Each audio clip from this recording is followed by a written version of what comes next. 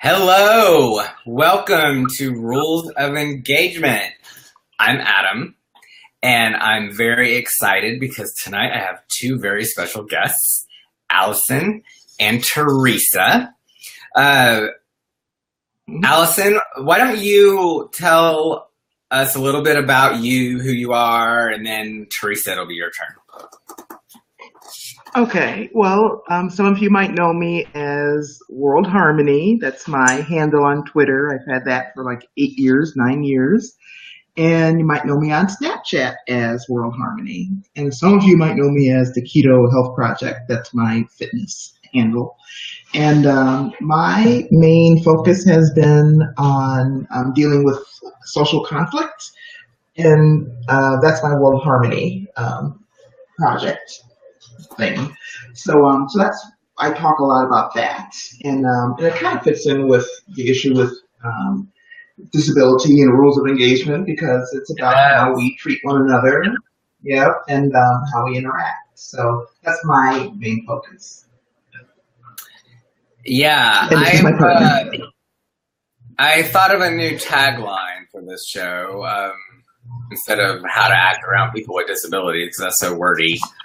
But I thought it boils down to dealing with different. You know, I like that. It's broad. It's not just people with disabilities, but it's also, people that just look different than you do, or think different than you do, or come from a different place, or, have a different culture. And we need to be prepared to deal with that, because sometimes you can find yourself unintentionally in awkward situations. And that's one of the things that I'm trying to do with this program, is to educate people, so that I know a lot of people they're worried about saying or doing the wrong thing, right? So then they end up doing nothing, which is the wrong thing. That's why I get ignored a lot when I go shopping, because they don't know what they're afraid. They're like, oh my gosh, I don't want to. Okay, somebody else will handle the guy in the wheelchair, because I don't want to say something to offend him, and somebody else will deal with it. So the more we talk about this stuff, then the easier it will be for everybody, I'm hoping. Hi, Melissa. Thank you for joining us. So, Teresa, tell us about yourself.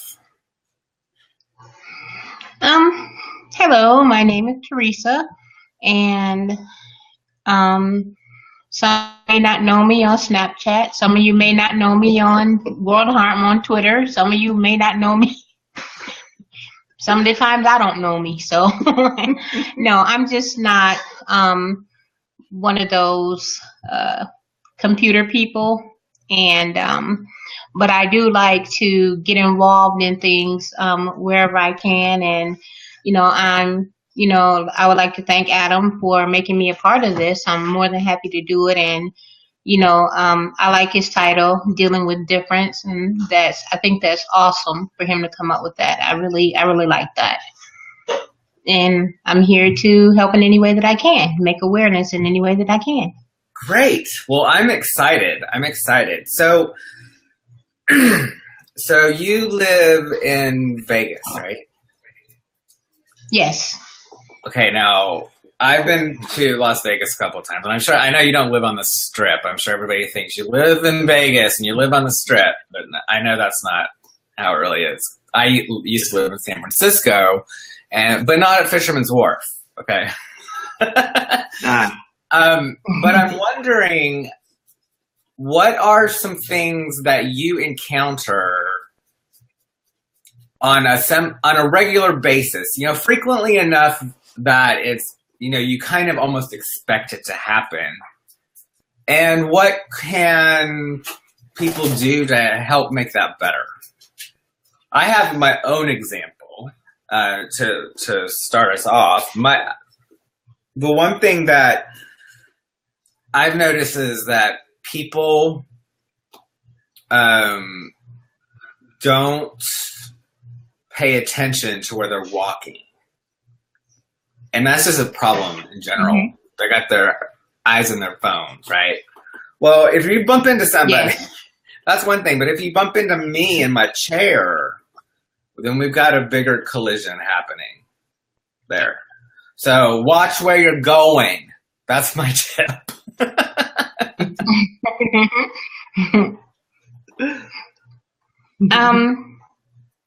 One of the things that I would say I endure on a regular basis is people like going through doors before you and not holding it for you.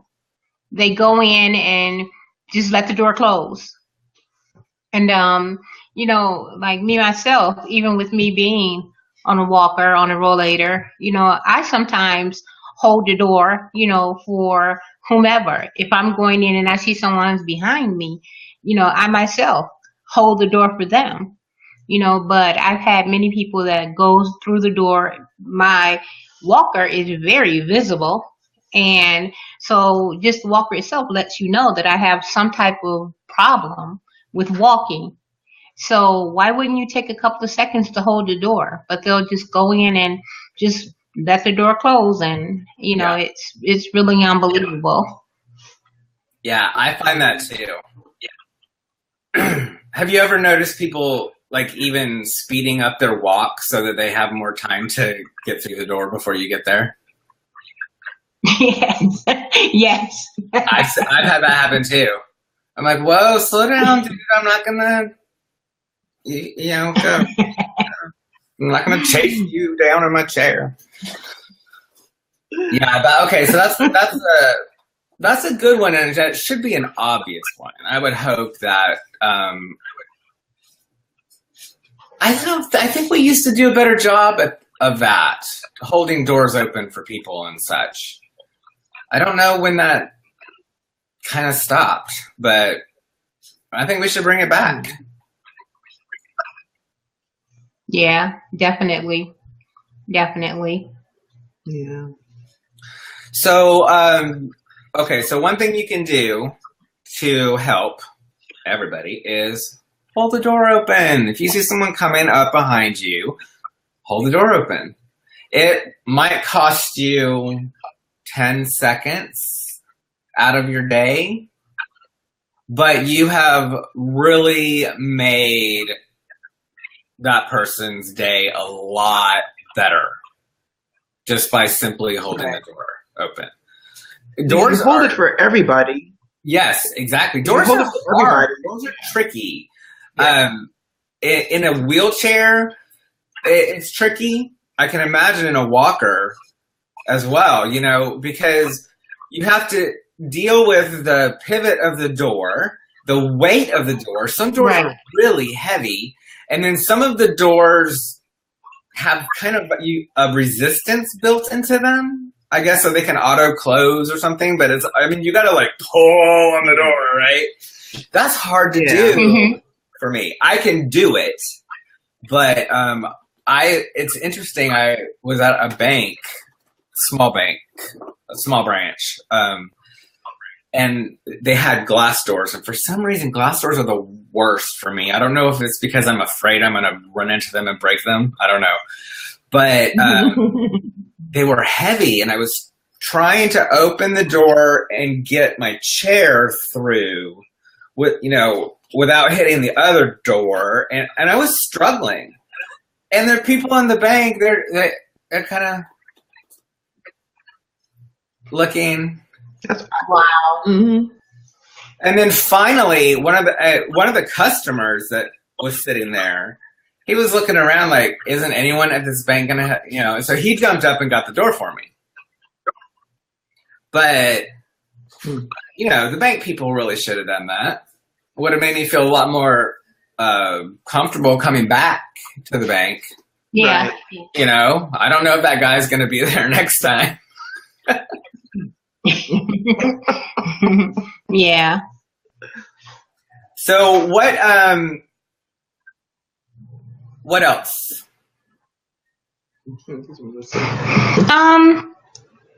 How about the good old people staring at you? Yes. And sometimes, you know, it doesn't bother me if you look at me and then turn away. Everyone looks at everyone. That's what we have eyes for. Sure. But to stare, I mean, like you're fantasizing about me or something, no, that's unacceptable. And so what I do is, being me, what I do is I'll stare back and I'll stare them down. Pretty much does that. I do. And it takes me to this one lady that was staring. I was coming out of, it was Walmart or somewhere, and I was waiting for my paratransit bus to pick me up. And so my rollator, you know, has the seat. So when I'm waiting on my bus and I'm outside, I'll turn my walker around and I'll sit down. And so they kept coming past and staring at me and looking at me. So, you know, I say things. And so this one lady came past and she stared at me from the point of contact, from the time she saw me, hadn't even gotten up to me yet, to pass me. And so I followed her and we were eye to eye. So when she got to me, I said, "Bye."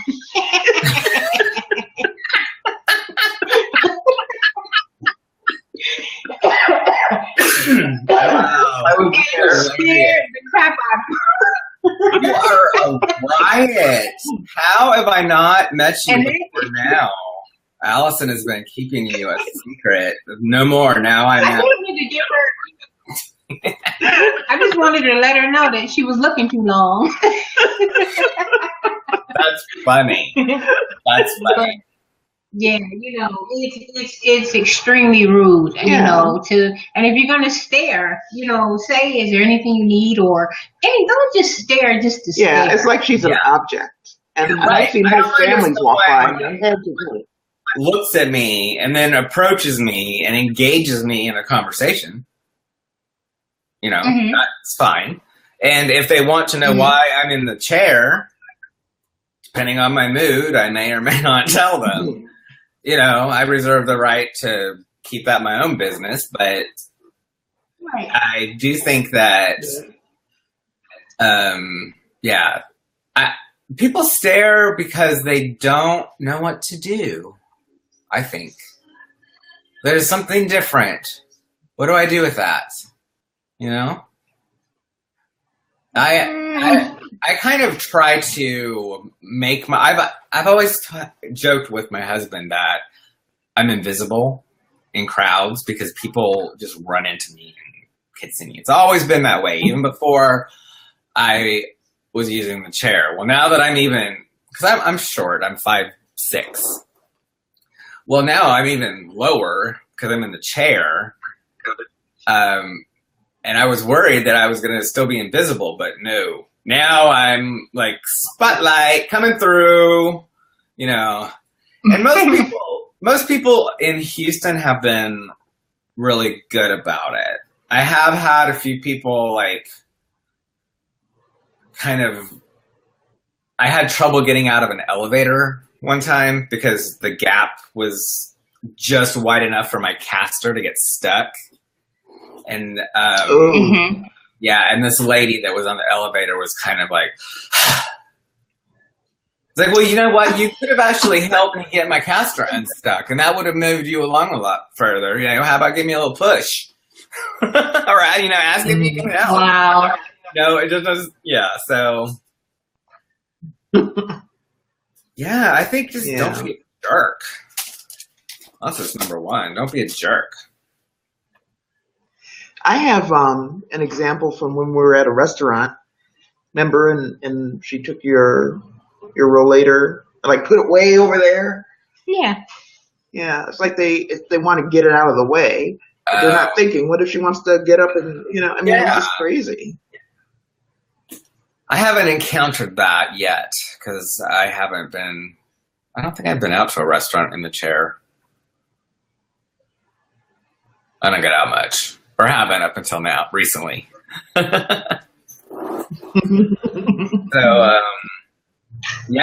I've been, one thing I also think that a lot of people don't realize is that some disabilities you can see, and some disabilities you can't see.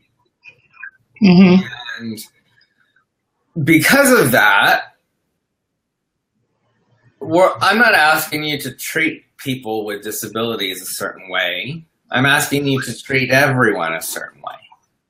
Because you don't know who has a disability and who doesn't. So I like to live my life assuming that the people around me could use a little boost. And if I'm in a position to give that to them, I'm going to attempt to do that. With their permission, of course. Right. Right. But we're not there yet. We're not there yet. There's still those awkward situations. And I find that it most often, like the really awkward ones, happen most often with parents and their kids. If it's parent and a child, that's a recipe for awkward. Because the kid will come up and say, hey, you're in a chair, whatever. And which is totally cool. That's fine. It's like, hey, kid, how you doing? But then the parent is like, oh my gosh. And then makes it all weird, because then they're afraid that their child has offended you somehow or whatever. And it's just, relax. I'm just a person like you. If my kid came running over to you and said hi, what would you, it would be okay. Calm down. Yeah, the parents set the tone. They do. Children pick up on it. Yeah. Yeah. And then you have some children that teaches the parents, because I've had people people that I believe in speaking. Hello, how you doing? It doesn't take anything away from me to say hello. And I've had people walk past me with the hi. And I said, oh my God, the children's teaching the parents. The children know to speak and the adults don't. Yeah. I think that's like kind of pathetic. Yeah. But now what I do is, I'm, no matter what, to be who I am. So whenever, someone, in keeping with staring, whenever someone, stares at me now, there's no telling what. I had this one lady that was staring at me, and so I said, when I taste the York peppermint patty, I get the cool.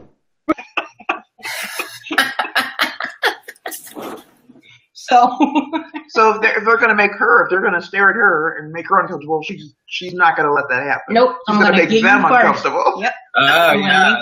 That's one way to deal with it. Yeah, that's one way to deal with it.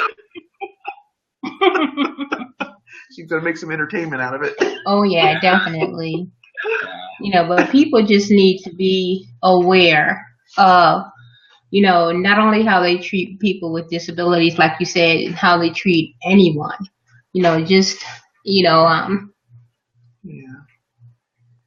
Teresa has a nice smile on there. Okay. I agree. I got distracted. I agree. I really want you to tell the story about what happened on the bus, because I am still angry about it. About the lady with the casinos? Oh, the transportation issues. Yeah. Yes, let's talk about that. Yeah, Monday I was on my paratransit bus, and the driver picked up these two ladies from a little boutique, and so somehow the one lady got into a conversation with the driver, telling about her friend who has one leg and he needs the paratransit service, and they denied him. And then the bus takes people to the casinos, and that's misusing the bus. And here is my friend, and he needs to go to physical therapy, but yet they take these people to casinos. And so I sat there and I listened, and I couldn't take it anymore. And I said, well, excuse me, if you don't mind, I'm going to interject in this conversation. She's like, oh no, go ahead. But she wasn't prepared for what I was going to say. And so I told her, I said,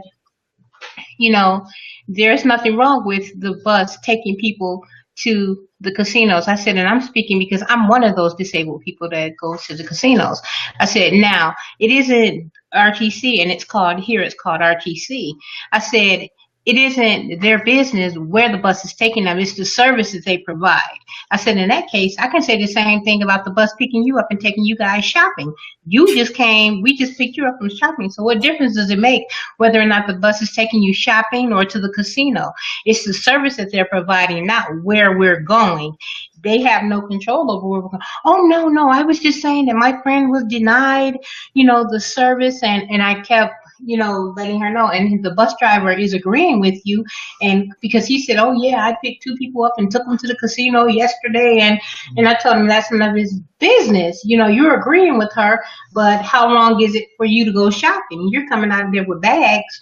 And so, of course, she tried to change it around, but I told her, if your friend was denied and he had one leg, then it's something that he did wrong. He needs to go back. And then she's like, oh, yeah. And then he went back and he got approved only for 1 year. And, so I knew. She's just complaining about something she doesn't know anything about. Well, I'm glad you spoke up. Oh, yeah. Yeah, because there's an assumption that when you're disabled, you don't have a social life. You don't deserve to go out and live your life the same way everybody else does. If she wants to gamble, if she wants to go to a restaurant, if she wants to go to the park and hang out, that's nobody's business. Right. Being on a walker, being in a wheelchair doesn't restrict the type of life that you live. No. And it just made me that she was excluding her from a regular everyday life, out of anger. But people do that. They diminish the lives of people who are disabled, which is ridiculous. Yes, I have experienced that as well. Of course, Of course, when the bus driver went to drop me off, I knew that he was going to try to clean up his part since the lady, since she was no longer on the bus. And sure enough, he did that when he dropped me off. He was like, I was just agreeing with her just to keep her quiet and get to know you. Okay, now you're just telling me this to keep me quiet. Yeah. Told him no. You were saying what you meant, so. Yeah. Anyway, so that kind of thing annoys the heck out of me, and and there's one thing that you've seen that we deal with when we live in an apartment complex or a condo complex. So when we walk out, we share the public space with other people, and because we're in a desert, they use xeriscaping, which is rocks and gravel and the occasional plant. And when people carry bags or have a bike or something, they might kick the rocks onto the sidewalk. Oh yeah. And I have to walk in front of her and pretty much sweep a rollator. You can get stuck, on the sidewalk. One pebble can ruin your whole day. Yeah. And it's not people. It's our upstairs neighbor's teenage son. It's him. Hey, we're calling you out. If you're watching, if you're out there watching us, stop kicking up the rocks. Yeah. The rocks kicked up, then sweep them off to the side. No, leaving he debris. Put them there. Yeah, I've noticed that. Well, first of all, our sidewalks in our neighborhood are unpassable. I mean, the roots have pushed them up, and they're all cracked. I mean, it's a hazard for anyone to walk on them, But I didn't even think about that, and when I got the chair, I was so excited. Oh, I'm gonna get to wheel around the neighborhood. No, I can get to the end of my block if I'm careful. There's just one part that's kind of steep, probably a little too steep, but I kind of daredevil over it. And then I get to the end, and there's a ramp, but there's no ramp on the other side. Oh. So it's a ramp that just goes into the middle of the street. Yeah. There's a lot of that stuff like that. There's there's one intersection where all the shopping stuff is, and there are no sidewalks, but at the corner, there is a ramp with like one square of the sidewalk on each side. What? We've seen that. Why? Thanks, but okay. I can just go all around. I guess that's so we can just go around in a circle around the intersection, right? We have something like that here where you take the sidewalk and it lets you out on the street. So you're basically walking down the street. Remember that near the hospital? Oh yeah. How about here? Yeah, that's dangerous. Yeah. So we have a question for you, Teresa. This is back to the bus situation. To the back of the bus. So was it that? You're right. Yeah. Yeah, only just back and forth to the doctor. Yeah, I used to get the same thing because I was, they have a program here for discount taxi service. And one of the times I was going to a big dinner gala thing, you know, and so I was all dressed up and it's like, you're kind of dressed up to be going to the doctor. Well, I didn't say I was going to the doctor. I haven't yet told you where I'm going. Wow. Why are you assuming that I'm going to the doctor? Because you know that I called the number that is the discount number? Wow. Don't make assumptions. Don't make assumptions.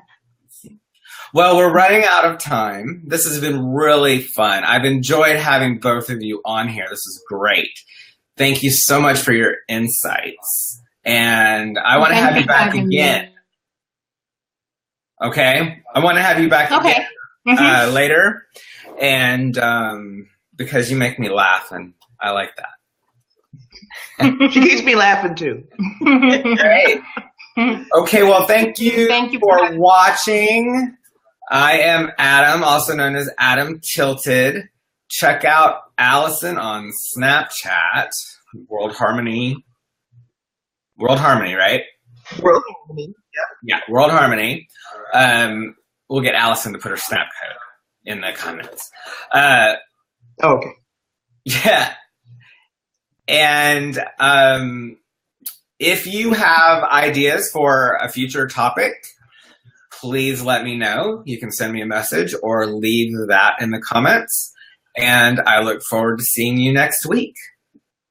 Good night. Good night. Bye.